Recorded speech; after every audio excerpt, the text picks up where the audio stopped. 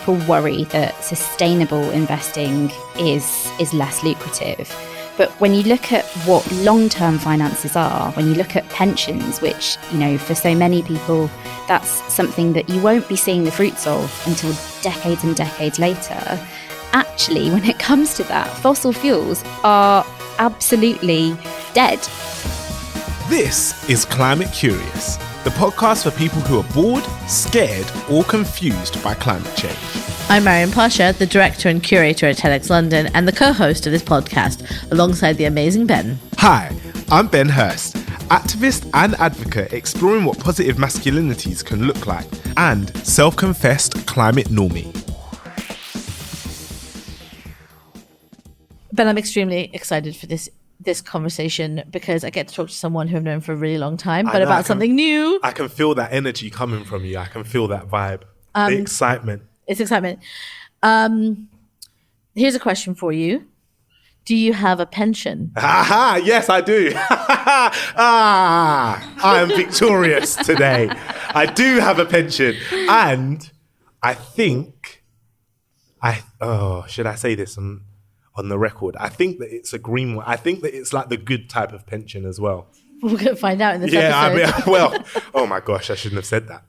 No, I do have a pension, I do. Okay. I don't really know what it does, but I definitely have one. My dad made me set one up. I think that's maybe what most Why is everyone laughing like their dads didn't make them set up their pensions? You didn't know what you were doing.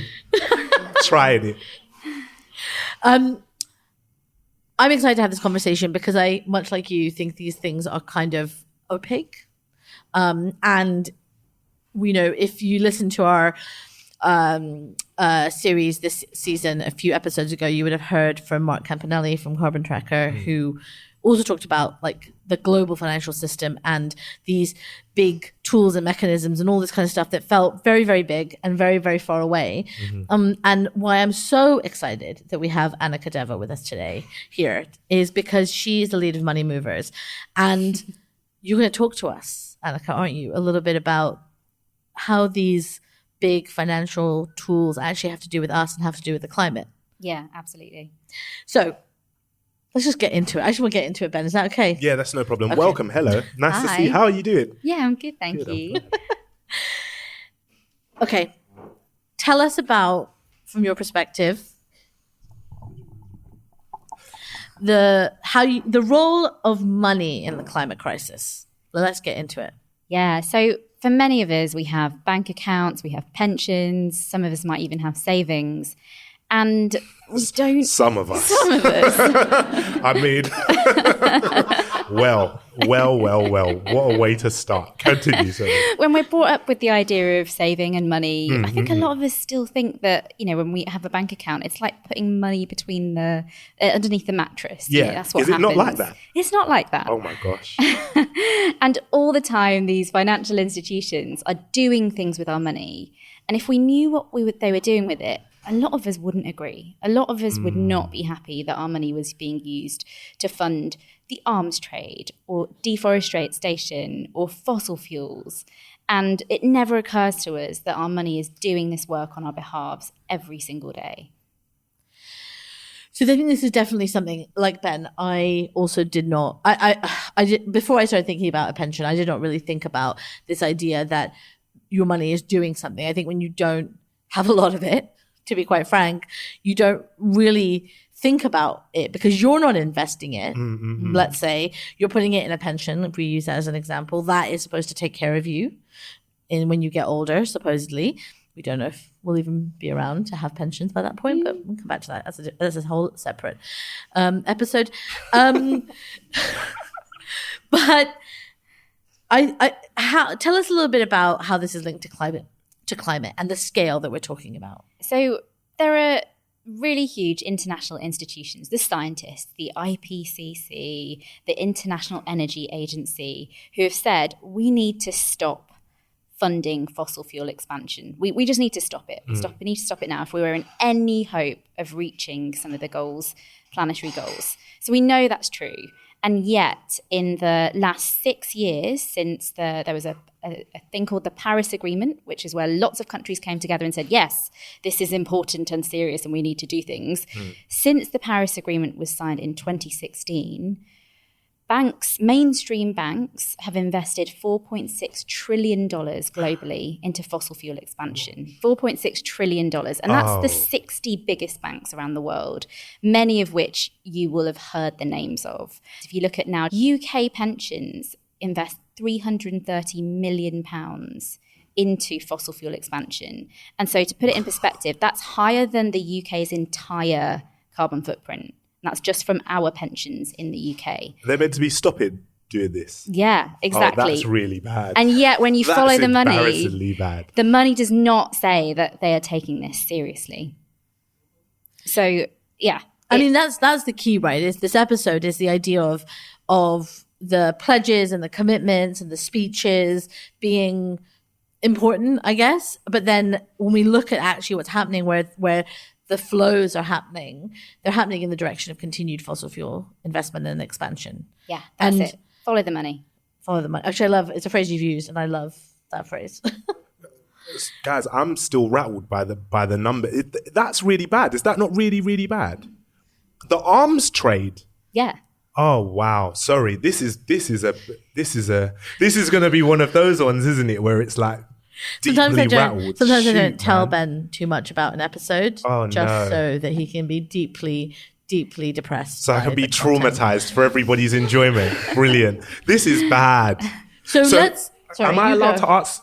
I'm not allowed to ask questions about specific banks. So you can go and search, who are the worst, at investing in fossil fuels. You can go to websites, like Bank Green or Switch It to look at your bank account. Like people could do that right now. Go onto those websites and see what is my current account. In the front row doing it right now, frantically searching. Okay, right. So there are lots of bad things that our money is used to invest in.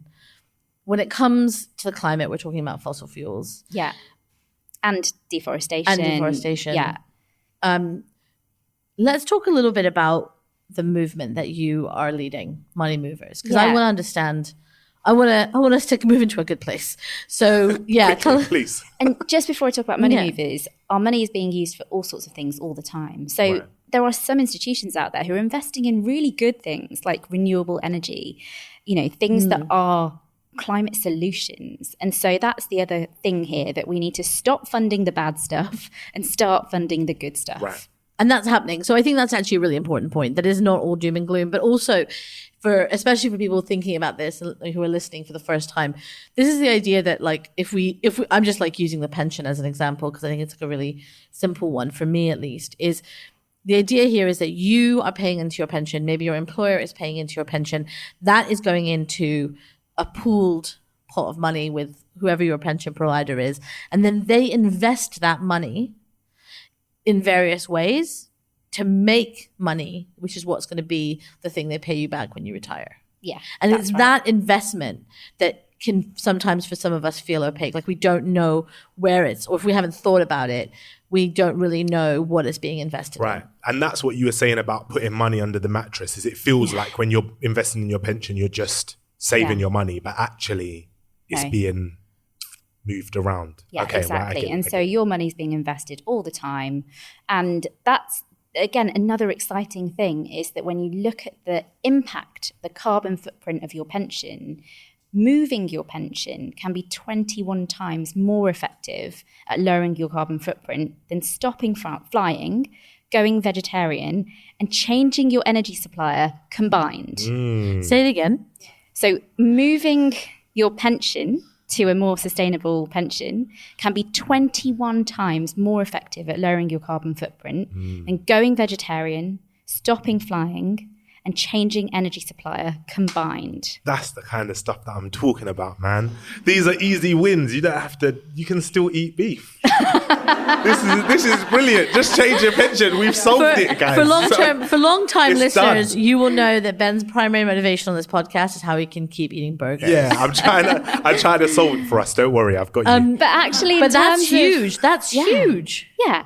And in terms of how it actually affects our lives, I think for many of us, we wouldn't feel the impact on a day-to-day basis of switching our pension, whereas never taking a holiday using an aeroplane ever again will feel that impact. We would feel that very painfully. Yeah. Okay. This is quite exciting. I love it because I love it when we can start thinking about really making like an impact. Tell us first of all, Anneka, like you, TEDx organizer for many, many years ago, last time I met you, you were not doing this work. So tell us how you got here and tell us a bit more about Money Movers, because I feel like you've given us we're all paying attention now. So tell us a little bit more. Because we can eat burgers. Tell us Ben more can about eat his beef burgers. He's happy as long as he switches his pension. That's right. Which he's already done, apparently. I've done it. We will be fact checking. I knew I was part of the solution. We will fact check this. We will fact check this. I knew it. So Money Movers is a movement of women coming together to talk about climate, to talk about money, and moving their money for the good of the planet. All through the power of coming together around dinner tables and Zoom rooms to talk about this stuff. And the reason that we're doing that is because once we realize the effect that our money can have, the power of our money when it comes to the climate crisis, there's lots of us who want to do something. There's lots of us who want to act. But the truth is that money is abstract, it's boring, it's complex, the ABCs of money. And given, a Wednesday evening, would you rather be watching Netflix or looking into your pension or your bank account? For lots of us, it's never going to get there as the priority. So what we have found is that by bringing people together in groups of people coming together to have conversations, over pizza about pensions, people are much more likely to take that good intention, that kind of, I should do something, and translate it into action. And so over the 2 years that we've been running Money Movers, we've had 140 women in our pilots who have moved £1.2 million for climate action, just through getting together for 3 evenings to talk about this stuff and to help each other take action. So it's really exciting to see what can happen when you've got that social accountability and that social momentum of doing it together. Whenever I hear about initiatives that are like for women, I always, first of all, think, don't say anything. And then I think, I wonder what it is about women's situations that means that they need that intervention. Is there a specific reason why that project or the work that you do is targeted towards women in particular? Yeah, absolutely. So women are 51% of humankind, but when it comes to using our power, when it comes to these long-term finances, we are being massively left behind. So, for example, 62% of women who are married say they leave their long-term financial decision-making to a husband or a spouse. Oh, wow. When it comes to pensions, there's huge financial disparities in terms of women. So a woman of my age is likely to have £145,000 less in my pension when I get to retirement age than a man of the same age and the same education levels. Wow. So there are these really big systemic inequalities when it comes to finances. Right. And when it comes to women feeling like they can engage with the systems, if you Google independent financial advisor, you won't find people who look like me, and we're on a podcast. I am a brown woman who, looks quite young. You won't find that many financial advisors who look like that. Right. So these financial systems tend to alienate women. They tend to be patronizing.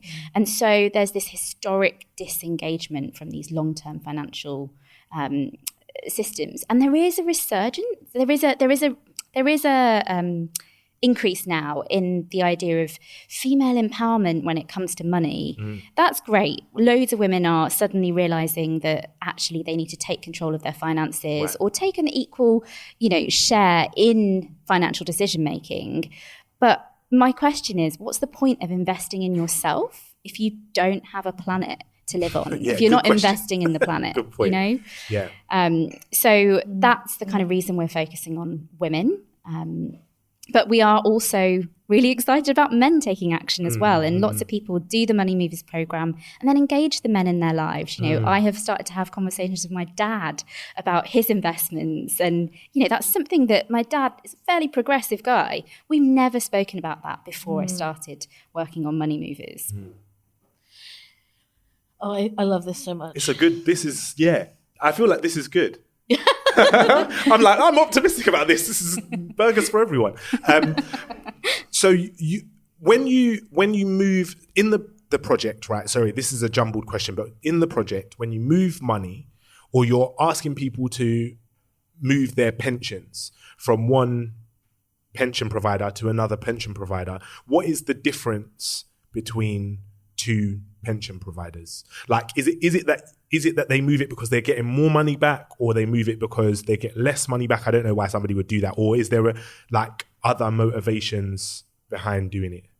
Yeah, so just to clarify, the project isn't about telling people to do anything. Okay. So what we do is we train people up to host conversations and to host this 3-session program in their community with people they know. So that might be their friends, their colleagues, their neighbours, their family members. And over the course of those 3 sessions, people begin by starting to talk about big questions that we don't often have excuses to have the conversations about. Things like, you know, what kind of world do you dream of investing in? You know, what kind of world do you dream of for the future? You know, what do you know about where your money's being invested? How do you feel about money? Who are your financial role models? Like, for a lot of us, these aren't conversations that we've ever had before. Right. And so that's kind of what happens in the first session. In the second session, you then start to map out your money. You start to say, okay, where are my bank accounts?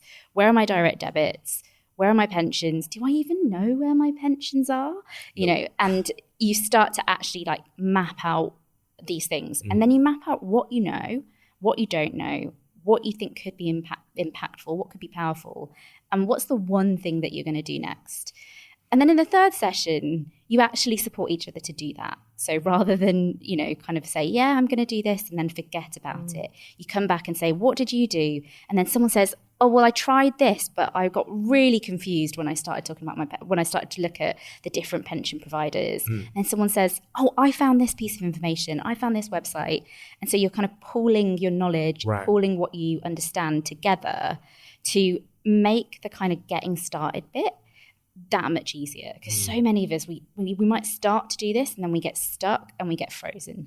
I mean, this just feels so familiar, and I don't know if people here or even listening feel this way, but I remember I got to get a COP last year and went to some of the public workshops that they had, you know, in the science pavilion. I can't remember what it was, in the science center, and one of them was around money and this and I remember thinking, sitting there in the back, thinking, that's it.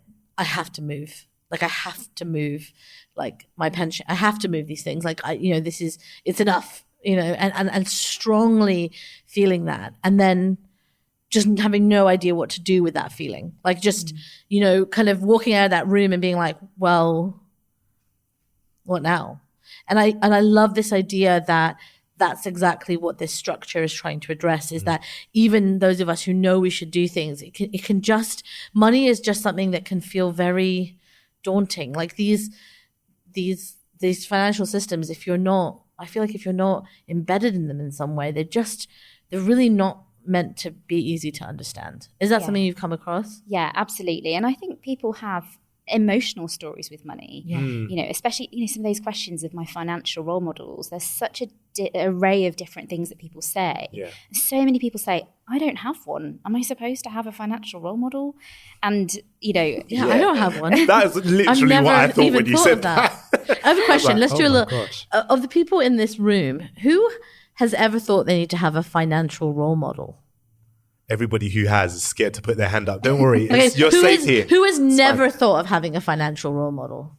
Wow. I mean, that's like most of the room. Yeah. And so then our relationships with money really are down to what we grew up with, what's happened to us in life. And so many of those things are deeply personal and deeply emotional. So yeah, we find that's a real blocker to action. Every podcast needs a GOAT. That's greatest of all time. And ours is the global bank City.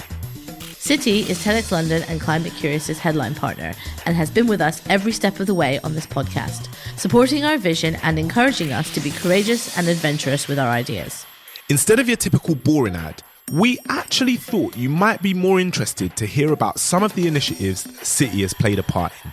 With the support of the City Foundation, the British Asian Trust provides specialised business training to 600 young entrepreneurs so they can earn a sustainable income. For example, Faria, a young woman facing barriers to independence, took the digital acceleration course and was able to launch a micro-enterprise online and on social media. It's great to see projects like this supporting female education and encouraging financial independence, which helps build resilience to the impacts of climate change. Nice one, City. Thank you for making this podcast possible. Now, back to the show. Correct me if I'm wrong.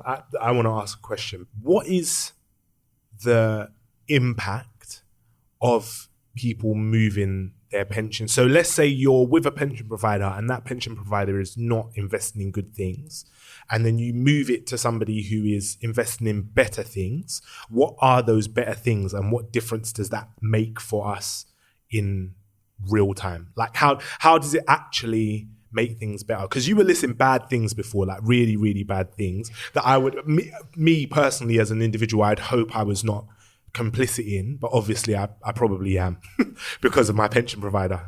It's their fault. But if I was to change that, what would be the better versions of, like, how can your money be invested into better things? What are those better things?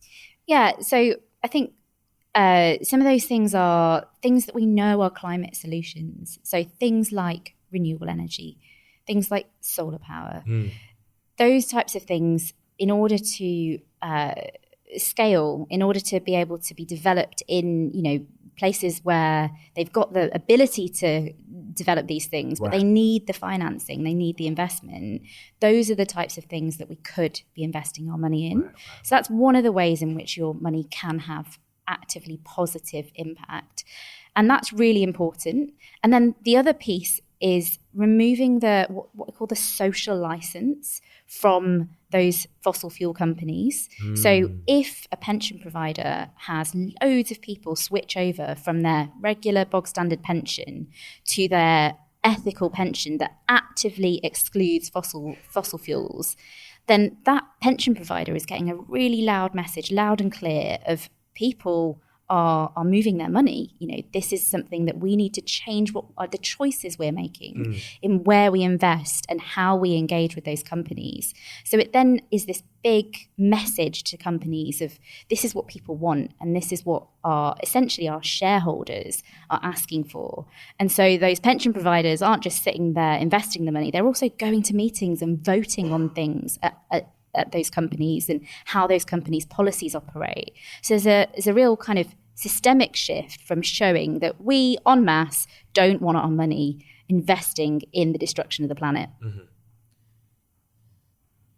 Yeah. That's good stuff. I mean, it is, and it makes me think about like the how the amplification that, like, this small action has so many of these ripple effects, right? Like it's an amplified action. Like it doesn't, because in a way, we were talking about this earlier, like once you've made that shift, you don't have to like keep making it, it's not something you have to keep doing. Like once you've made it, you want to check that obviously it is still ethically green and all of that with the provider. But there's something there, I think, that's quite attractive about this as a solution, because it feels like once you've made the effort to move, it's done. Yeah, and there are loads of places to start. So you might not have a pension, or you might not feel able to move that for whatever reason, but you've got a bank. Most of us have bank accounts. And so again, that's a simple switch we can make that, again, removes that social license from banks who are still thinking they can get away with funding fossil fuel expansion.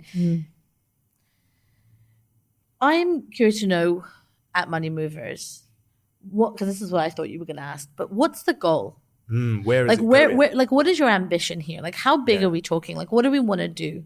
Yeah, so we know that this is the crucial decade for action. Like, doing action in 10 years' time, we can't wait that long. And so what we are trying to do is to create a movement of over 30,000 women who move £1 billion for climate action. And £1 billion in the grand scheme of the financial ocean is a tiny drop.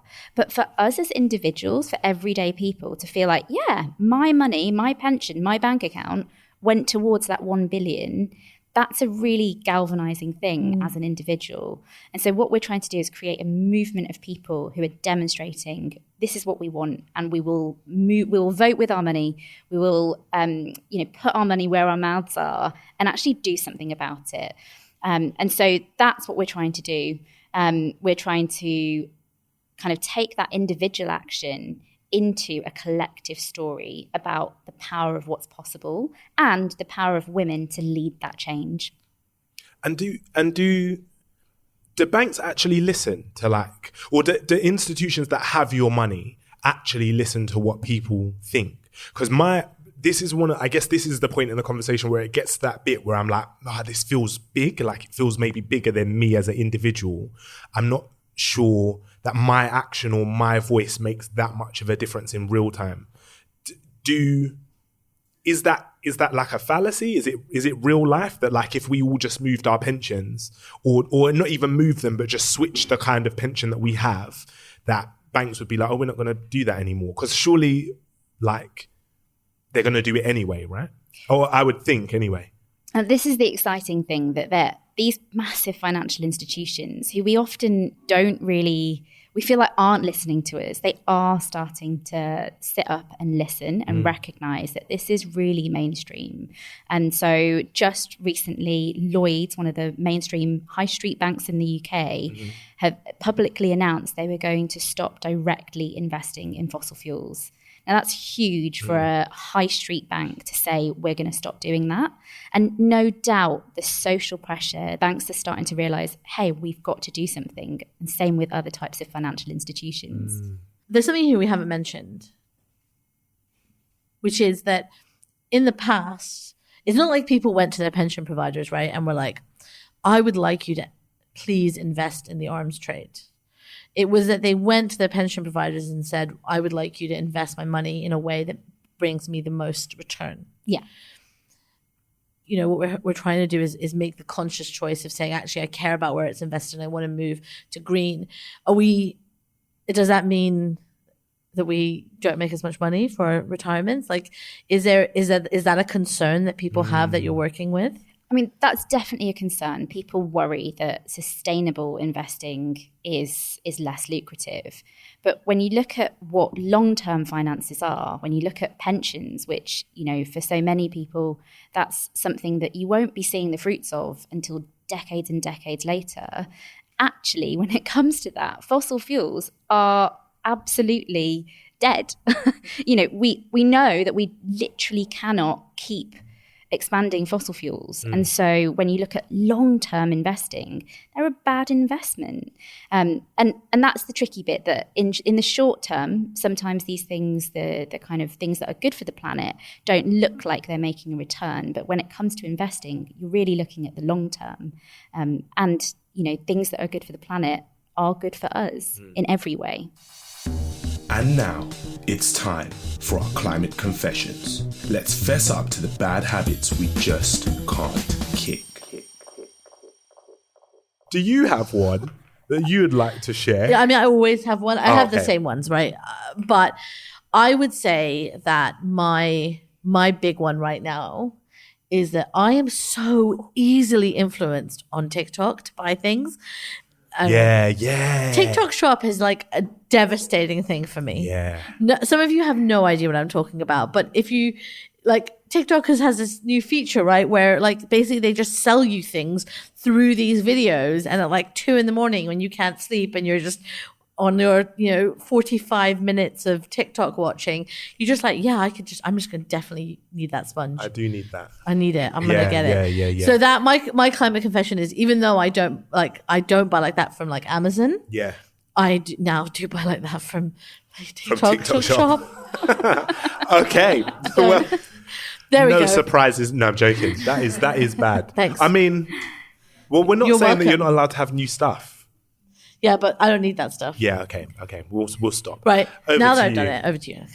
So I definitely have a bit of a takeaway habit. Yes. And so What kind of takeaway? Oh, all of the kinds of takeaway, except Indian takeaway, because that's never going to beat my mom's food. Right. Yeah. But yeah, give me a good Thai takeaway. Absolutely love it. And that's pretty bad, except I do always reuse the little plastic tubs that they come in. Allegedly. No, genuinely, I will wash up that takeaway tub. I promise. I don't, so that's why he's saying that. So if you do reuse the tub, is that less? Does that mean takeaways aren't bad? So I'm not putting you on it here. I'm just Rosamund's in the front row saying, no. I mean, when someone's like driving across town to get you that takeaway, you know, and like that's not to mention the ethical side of it with the conditions that workers All right, are stop. paid. That's enough. We've done enough here. Thank you so much for joining us. Before we end, Anneka, let me ask you, if people listening want to find out more, where do they go? So you can go to wearemoneymovers.com to find out more about Money Movers. And the question you asked about earlier about, you know, what do people do if they want to actually take action tomorrow, today, tonight? I would recommend going to a couple of websites. Great. So Good With Money, rate lots of different financial providers and kind of break it down in like simpler terms, as does Ethical Consumer. So you can actually figure out what is an ethical, what is a sustainable pension. The other thing I'd really recommend is getting a buddy, someone to talk to about this, someone who you do this learning journey with and who, you know, in a week's time, you come back together and say, have you done anything? Yeah, I did. And then, oh, no, I didn't. You know, someone who's going to keep this front of mind for you. And then the third thing I'd say is there are some great financial advisors out there who are thinking about the planet, who are thinking about people. And so if those are big decisions you're making, there are people you can speak to who actually will literally just tell you the answers rather than you having to do all the work yourself. Brilliant. Thank you so much. Thank you for joining us this week. We really hope you enjoyed this episode. If you did, please hit the follow button to make sure you get next week's release. We are now officially crowdsourcing Climate Confession, so please leave yours in the ratings and the reviews section, and we'll shout out for you next time. And shout out to our fabulous team behind the pod. This episode was produced by Josie Colter. Comms written by Tess Lowry. Artwork designed by Rebecca Mingus. Curation by Maryam Pasha. Mixed and engineered by Ben Beheshty. Music also by Ben Beheshty. Presented by Ben Hurst and Maryam Pasha. Remember, stay curious.